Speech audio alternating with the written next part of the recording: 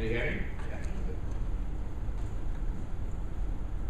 Madam Chairman, or Chairperson,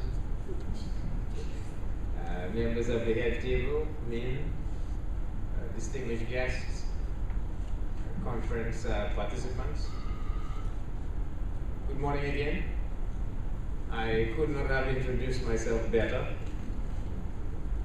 although I think she forgot the most important part, which is when I first joined the fund, I spent almost 4 years in the statistics department, looking at methodology. At that time, we were compiling the Monetary and Financial Statistics Manual. And so statistics is very close to my heart, and consequently I did not have any hesitation to say to Sonia I was definitely going to come, even if we have a mission here right now, and it's a very busy period. So it's, first of all, let me say it's an honor to be here this morning to speak to you on the important and relevant topic of statistics. I was looking for something to say, and so I started looking through the documents that you have received. And I noticed in one of the documents the following phrase. It says that STATIN's responsibility is to promote and develop integrated social and economic statistics pertaining to Jamaica. Okay, so it's social and economic statistics pertaining to Jamaica.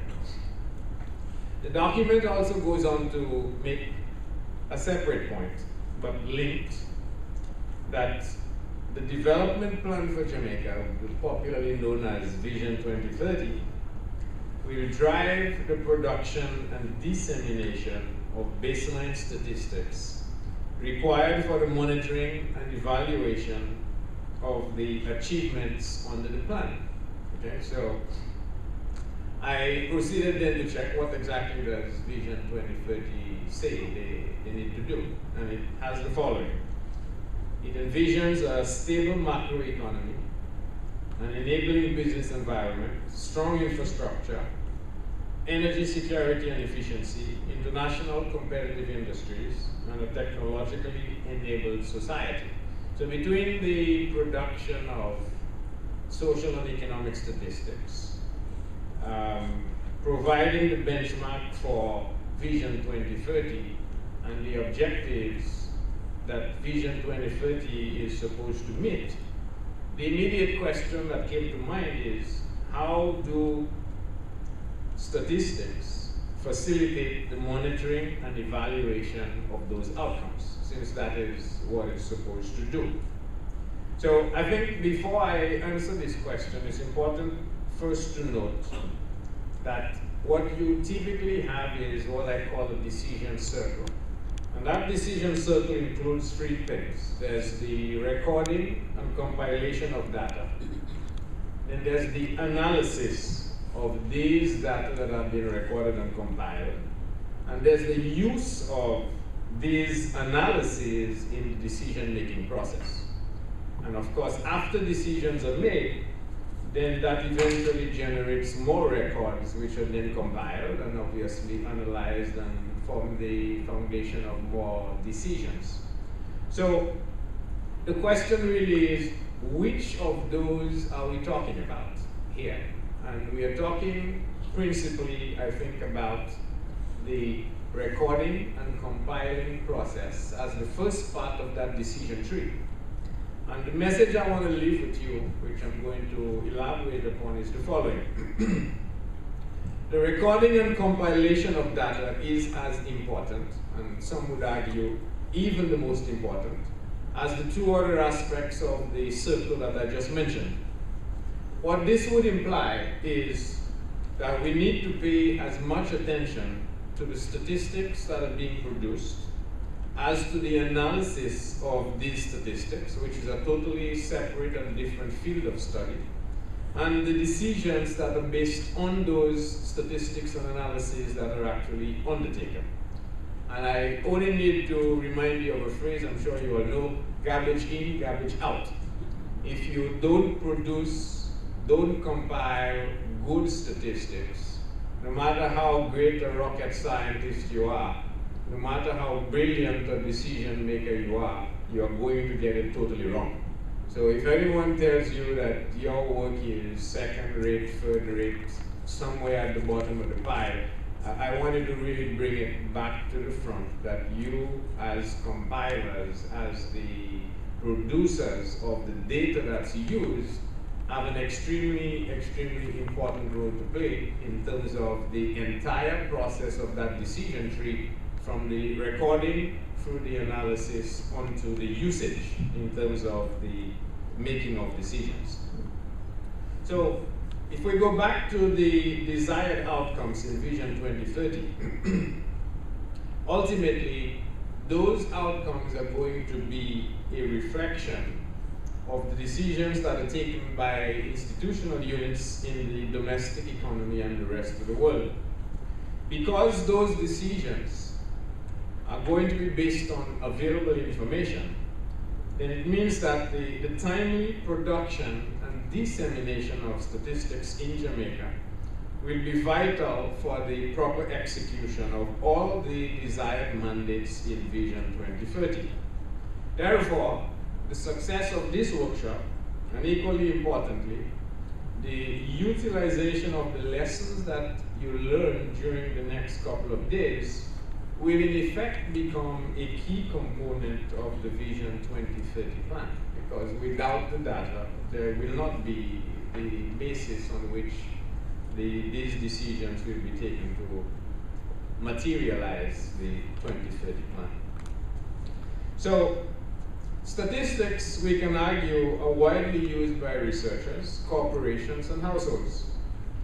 Policymakers in particular use them to decide on policy, assess the success of past policy decisions, and to forecast and make medium-term economic plans.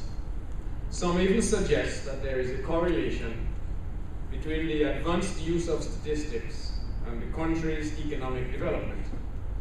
And given the importance of statistics in planning, this is likely to be the case.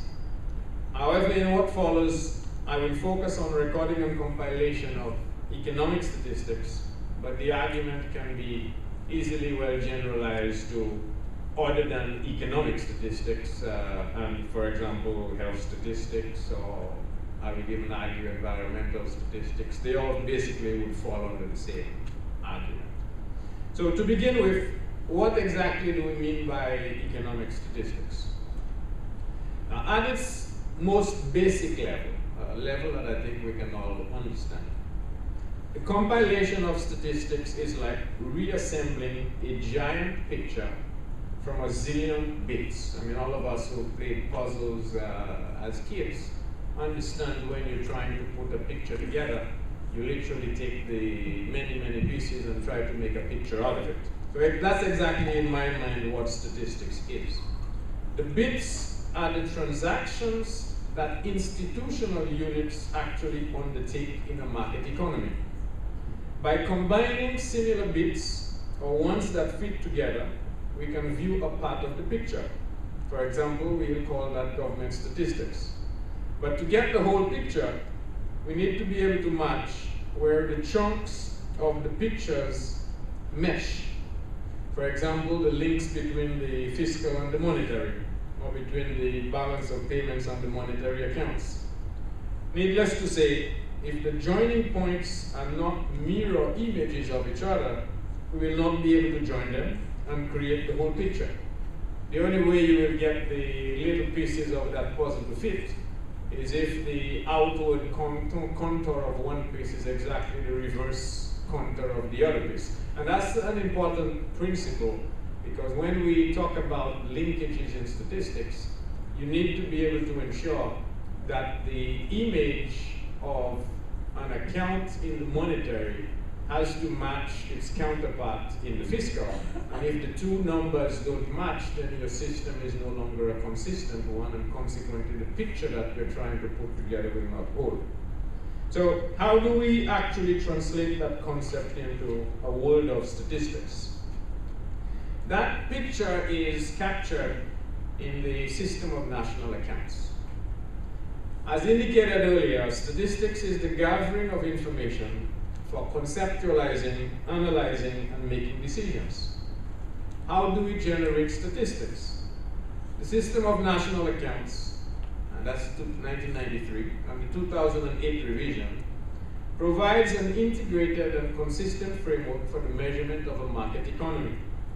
The system of national accounts consists of an integrated set, and the key word here is integrated, of macroeconomic accounts, balance sheets, and tables based on internationally agreed concepts, definitions, classifications, and accounting rules.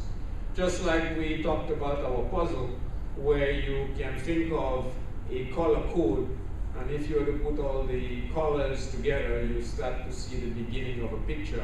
Then we can think of classifications, sectorization as ways of putting that puzzle into a form that begins to take shape. Together, these principles provide a comprehensive accounting framework within which economic data can be compiled and presented in a format that is designed for purposes of economic analysis, decision-taking, and policy-making. The SNA, of course, does not attempt to provide comprehensive compilation guidance on how to make estimates or how to address every situation. However, it embodies a number of key propositions with direct implications for some of the information gaps that arise. Most recently, we saw those during the global financial crisis. So a key building block of the SNA is that institutional units undertake transactions. When I go out to buy a loaf of bread, that is captured in the system in 4 places. My stock of bread increases and my stock of cash goes down. The stock of bread on the vendor side goes down and the stock of cash of the vendor actually increases. As a result of that, transactions are economic flows between institutional units, and that's the foundation of everything that occurs in a market economy. Everything we do is a transaction, and that transaction is recorded in the system. So economic flows record when institutional units do one of 5 things. They either create, exchange, transfer, extinguish, or transform economic value. And economic value we define as rights, obligations, and risks of holding economic assets. So to the extent that something is not created, not exchanged, not transformed, not extinguished, or not transferred, then a transaction has not occurred. And conversely, we can argue that if we are to capture statistics, we need to be able to capture each and every one of those 5 dimensions that define the transactions that we actually undertake.